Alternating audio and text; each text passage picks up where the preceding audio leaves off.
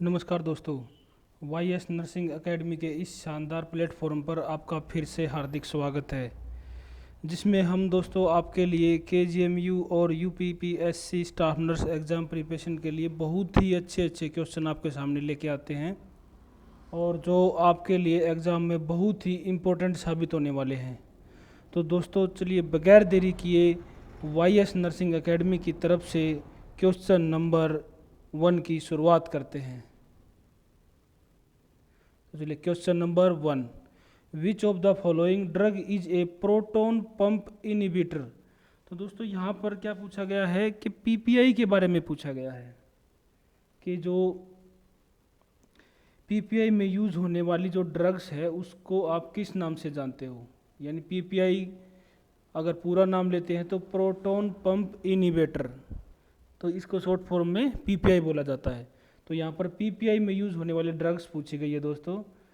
तो PPI में use होने वाले ड्रग्स आंसर गैस कीजिए दोस्तों, फिर मैं आपको आंसर बताता हूँ। आंसर आपके सामने, रेंटाडिन, फेमोटिडाइन, पेंटापेराजोल, स्करल। तो दोस्तों अगर यहाँ पर मैं आपको रेंटाडिन की बात करता हूँ तो ये H2 ब्लॉकर होती है, और अगर मैं यहाँ पर फेमोटिडाइन की बात करता हूँ तो ये भी H2 ब्लॉकर होती है। और दोस्तों अगर मैं यहाँ पर स्क्रल की बात करता हूँ, वैसे इसको स्क्रल फेट बोला जाता है, स्क्रल फेट बोला जाता है पूरा, ठीक है। तो अगर स्क्रल फेट की बात की जाए तो ये पेप्टिक अल्सर वाले में देखने को मिलती है। जो पेप्टिक अल्सर वाले जो पेशेंट होते हैं उनमें हम इसका यूज़ करते हैं। लेकिन राइट आंसर क्या बचा आपके सामने PPI के लिए, तो पेंटापेराजोल। जो PPI में यूज़ होने वाली जो ड्रग्स है उसको हम पेंटापेराजोल बोलते हैं। तो राइट आंसर इज C। तो चलिए next question, question number 2, diabetes insipidus is caused by the deficiency of which of the following hormones। तो दोस्तों क्वेश्चन नेम से क्या पूछा है कि एक डायबिटीज इंसिपिडस का पेशेंट है और उस पेशेंट के अंदर कौन से हार्मोन की कमी के कारण उसको डायबिटीज इंसिपिडस हुआ है। तो दोस्तों कहने का मतलब ये है कि एक डायबिटीज इंसिपिडस का पेशेंट है और डेफिशिएंसी पूछी गई है हार्मोन की कि किस हार्मोन की वजह से डायबिटीज इंसिपिडस की बीमारी होती है। तो राइट आंसर गैस कीजिए दोस्तों।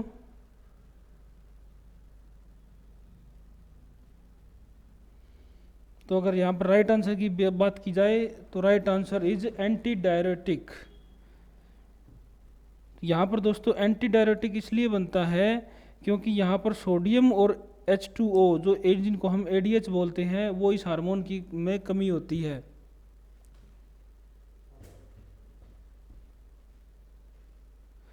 और दोस्तों अगर यहाँ पर ग्लूकागोन की बात की जाए तो ग्लूकागोन का लेवल बढ़ता है। ग्लूकागोन जो होता है उसमें ग्लूकागोन का लेवल बढ़ता है। यहाँ पर डायबिटीज इंसिपिडस में उसका कोई लेना देना नहीं है हार्मोन से, जिसकी वजह से हाइपोग्लाइसीमिया होता है। और अगर इंसुलिन की बात की जाए तो यहाँ पर इंसुलिन में क्या होता है, हाइपरग्लाइसीमिया होता है। और अगर रेनिन की बात की जाए तो हाइपोक्सिया होता है, जिसके कारण हाइपोटेंशन देखने को मिलती है। तो अगर यहाँ पर डायबिटीज़ इंसिपिडस की बात की जाए दोस्तों कौन से हार्मोन क्या होता है, उसमें हम एंटी डायरेटिक यूज़ करते हैं हार्मोन में डायबिटीज इंसिपिडस में। तो राइट आंसर इज A। तो चलिए next question, question number 3, the name of the surgery in which there is removal of duodenum, head of pancreas, gall bladder and bile duct is called. दोस्तों यहाँ पर question हमसे क्या पूछा है कि एक सर्जरी चल रही है जिसके दौरान आप डुडेनियम को रिमूव कर रहे हो, पेनक्रियाज के हेड को रिमूव कर रहे हो, गॉल ब्लैडर को रिमूव कर रहे हो एंड बाइल डक्ट को भी रिमूव कर रहे हो साथ में। तो उस सर्जरी को आप क्या नाम दोगे। यानी यहाँ पर उस सर्जरी का नाम पूछा गया दोस्तों, जिसमें आप duodenum, head of pancreas, gall bladder और बाइल डक्ट को रिमूव किया जा रहा है, तो उस सर्जरी का नाम क्या होगा। तो चलिए दोस्तों अगर यहाँ पर अपेंडेक्टोमी की बात की जाए तो इसमें तो अपेंडिक्स वाले पार्ट को रिमूव किया जाता है।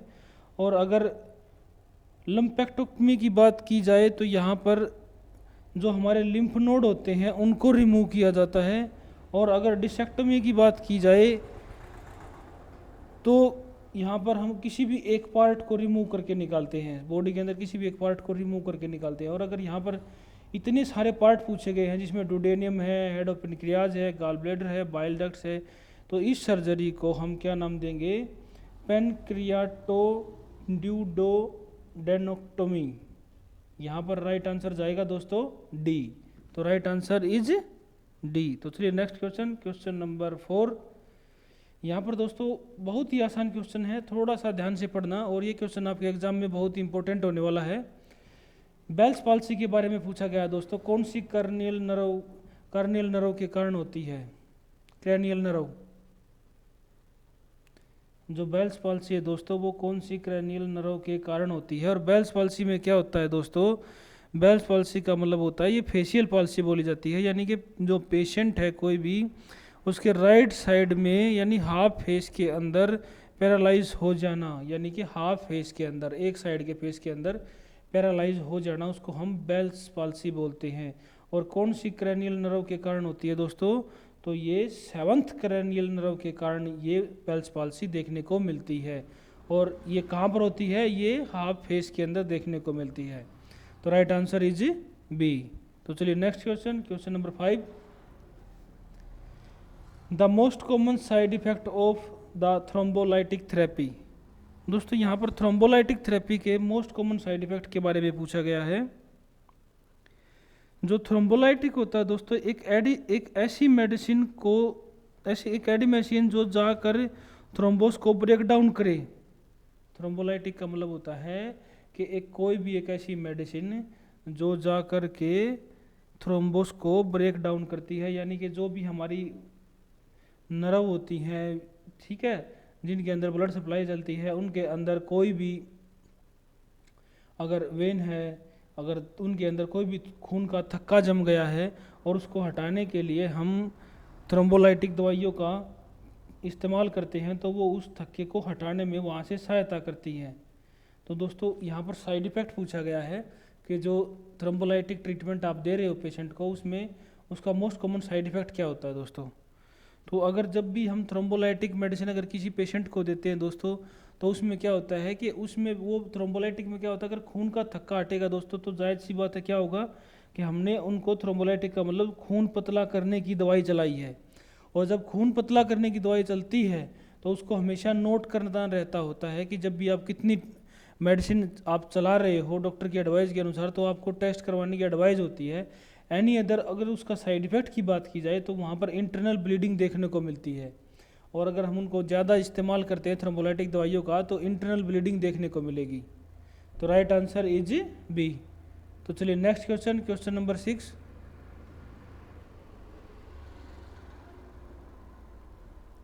विच type of solution cause water to shift from the cell into the plasma? तो दोस्तों क्वेश्चन ने हमसे क्या पूछा है कि वाटर का कौन सा सॉल्यूशन है जो शिफ्ट करने की कोशिश कर रहा है सेल को प्लाज्मा के अंदर। तो यहाँ पर क्या पूछा गया है कि कौन सा वाटर का सॉल्यूशन है जो शिफ्ट करने की कोशिश कर रहा है सेल को प्लाज्मा के अंदर, यानी सेल को प्लाज्मा के अंदर शिफ्ट करने की कोशिश कर रहा है। तो दोस्तों जब भी जो हमारी जो सेल्स होती हैं वो जो प्लाज्मा के अंदर शिफ्ट होती हैं, तो उसको हम क्या नाम देते हैं? उसको दोस्तों हम हाइपरटोनिक नाम देते हैं। जब हाइपरटोनिक स्थिति जब होती है उस कंडीशन को हम, और अगर ये दोस्तों यहाँ पर जब देखो सेल्स का और प्लाज्मा का जो अगर परसेंटेज की बात की जाए तो वहाँ पर 0.9% होती है, बाहर भी और अंदर भी। और अगर उन दोनों में से किसी में भी गड़बड़ी आ जाती है, और अगर सेल्स में गड़बड़ी, अगर सेल्स ज़्यादा हो जाते हैं तो सेल्स प्लाज्मा के अंदर शिफ्ट होना स्टार्ट हो जाती हैं। और अगर प्लाज्मा के अंदर गड़बड़ी आती है कि प्लाज्मा ज़्यादा हो जाती है, सेल्स डाउन रह जाती हैं, तो प्लाज्मा सेल्स के अंदर शिफ्ट स्टार्ट होनी हो जाती हैं। तो यहाँ पर दोस्तों यही पूछा गया था कि शिफ्ट टू द सेल, यानी सेल शिफ्ट हो रही है प्लाज्मा के अंदर। अगर सेल्स प्लाज्मा के अंदर शिफ्ट हो रही हैं तो मतलब सेल की पावर ज़्यादा है, प्लाज्मा की डाउन है। तो इसलिए राइट आंसर क्या जाएगा? हाइपरटोनिक।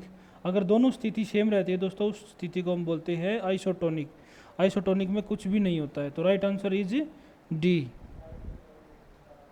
तो चलिए next question, question number 7, the loss of urine resulting from congenital और environment factor in is this manifestation of. दोस्तों क्वेश्चन ने हमसे क्या पूछा है कि कोई भी एक क्लाइंट है जिसका यूरिन लॉस हो रहा है, और किसके कारण लॉस हो रहा है, वातावरण के कारण लॉस हो रहा है। यानी कि कोई भी एक पेशेंट है, उसका यूरिन लॉस हो रहा है, उसके यूरिन लॉस हो रहा है लेकिन उसको पता भी नहीं चल रहा है कि यूरिन लॉस हो रहा है, और वो एक वातावरण के कारण लॉस हो रहा है, तो उस कंडीशन को हम क्या नाम देते हैं। दोस्तों देखो, जब भी अगर वातावरण के कारण अगर यूरिन लॉस होता है तो उस कंडीशन को हम क्या नाम देते हैं। जैसे कि आप कहीं भी अगर ट्रैवलिंग कर रहे हैं दोस्तों, आप ड्राइविंग कर रहे हैं और आपको यूरिन का एहसास होता है कि ब्लैडर आपको ये बता रहा है कि आपको यूरिन करना है, लेकिन उसके बाद भी अगर आप यूरिन नहीं कर रहे हो, वातावरण देख रहे हो कि बाहर यहाँ पर कोई वॉशरूम नहीं है, यहाँ पर पब्लिक ज़्यादा है, यहाँ पर ये है, यहाँ पर वो है, यहाँ पर कुछ एनी अदर जो भी प्रॉब्लम है, आप उस वातावरण को देखते हुए यूरिन पास नहीं कर रहे हो, तो उस कारण पूछा गया है। अगर वातावरण को देखते हुए आप अगर यूरिन पास नहीं कर रहे हो तो उस कंडीशन को हम फंक्शनल इनकॉन्टिनेंस का नाम देते हैं।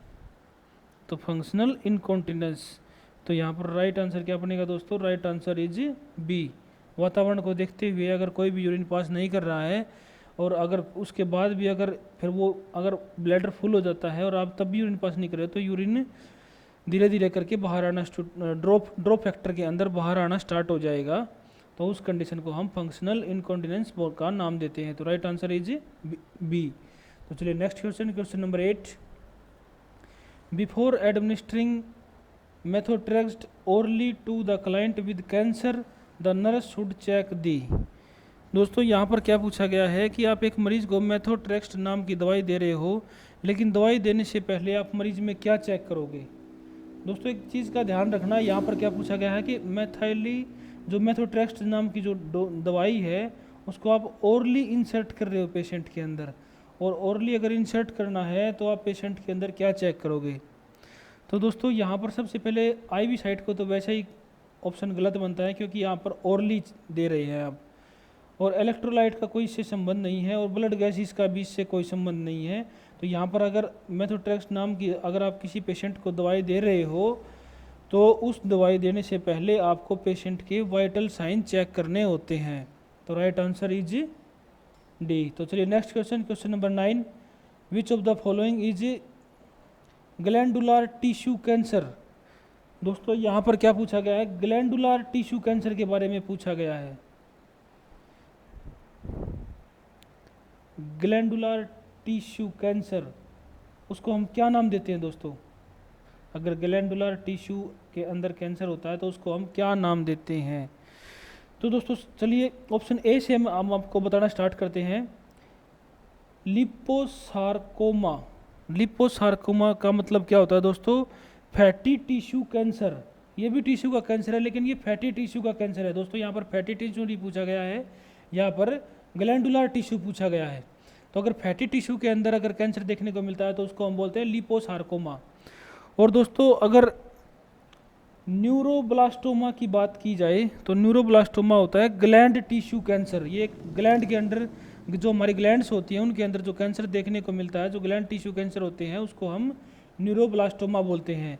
और अगर हम ऑस्टियोजेनिक सार्कोमा की बात की जाए तो ये एक बोन मैरो का कैंसर होता है। जो हमारी बोन मैरो होती है उसके अंदर ये कैंसर देखने को मिलता है। तो यहाँ पर दोस्तों एक ही ऑप्शन बचता है जिसको हम बोलते हैं एडिनोकार्सिनोमा। एडिनोकार्सिनोमा का मतलब हुआ ग्लैंडुलर टिश्यू कैंसर। जो ग्लैंडुलर टिश्यू कैंसर होता है उसको हम एडिनोकार्सिनोमा के नाम से जानते हैं।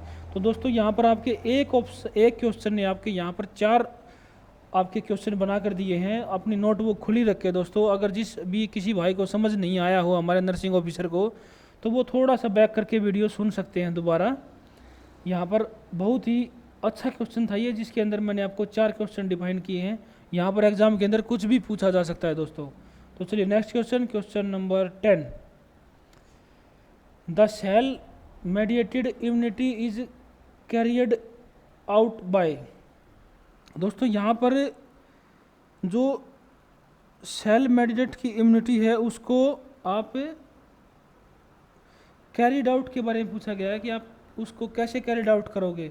मतलब कि जो सेल मेडिएटेड इम्यूनिटी होती है उसको आप कैसे कैरिड आउट करेंगे, यानी क्या नाम दोगे आप उसको। सेल मेडिएटेड इम्यूनिटी के बारे में पूछा गया है दोस्तों। तो दोस्तों अगर यहाँ पर सेल मेडिएटेड इम्यूनिटी की बात की जाए तो उसमें आरबीसी का कोई लेना देना नहीं होता है और बी लिम्फोसाइट का कोई लेना देना नहीं होता है। और अगर CD4 की बात की जाए तो जो CD4 सेल्स जो होती हैं दोस्तों वो टी लिम्फोसाइट के अंदर ऑलरेडी होती हैं। और यहाँ पर अगर टी लिम्फोसाइट दिया गया है तो उसमें आप CD4 की बजाय आप टी लिम्फोसाइट ऑप्शन ज़्यादा बेटर हम यहाँ पर यूज़ करना पसंद करेंगे, क्योंकि टी लिम्फोसाइट के अंदर ही CD4 सेल्स काउंट की जाती हैं। तो राइट आंसर यहाँ क्या बनेगा, जो सेल मेडिएटेड इम्यूनिटी की बात की जाती है कैरिड आउट के लिए दोस्तों, तो यहाँ पर राइट आंसर बनता है टी लिम्फोसाइट। तो दोस्तों ये थी YS नर्सिंग एकेडमी की तरफ से क्लास नंबर 20। हम आपके लिए कल क्लास नंबर 21 लेके आएंगे जो KGMU के लिए बहुत ही इंपॉर्टेंट होने वाली है। तो दोस्तों हमारे चैनल को लाइक और सब्सक्राइब करना ना भूलें और ज़्यादा से ज़्यादा अपने जितने भी हमारे नर्सिंग ऑफिसर हैं उनके पास फॉरवर्ड करें, ताकि जितने भी हमारे नर्सिंग ऑफिसर हैं वो नर्सिंग ऑफिसर जो बनने का ख्वाब देख रहे हैं, सपना देख रहे हैं, सबका पूरा हो सके। तो दोस्तों थैंक यू।